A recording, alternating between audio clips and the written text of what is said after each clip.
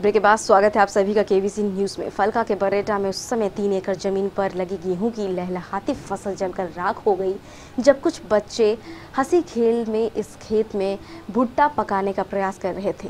भुट्टा पकाने के क्रम में गेहूं की फसल में आग लग गई और पछिया हवा के कारण देखते ही देखते इस आग ने भीषण रूप धारण किया और पूरे 3 एकड़ में लगी गेहूं की फसल को जलाकर राख कर दिया। 3 एकड़ जमीन गाँव के 3 किसानों की है जिनके नाम महेंद्र ठाकुर, तेजोराम और जितेंद्र सिंह है। ये तीनों ही किसान काफी गरीब हैं और किसी तरह जमीन को लीज पर लेकर इन्होंने इस गेहूं की फसल को लगाया था, लेकिन कुछ अज्ञात शरारती बच्चों के नादानी के कारण आज उनका सब कुछ आके हवाले हो गया। इस तीनों किसान परिवारों का रो रो कर बुरा हाल है। अब इनके पास ना तो खाने को कुछ बचा है और ना आगे खेती करने के लिए कुछ। ये तीनों किसान परिवार रो रो कर गाँव के सरपंच से न्याय की गुहार लगा रहे हैं।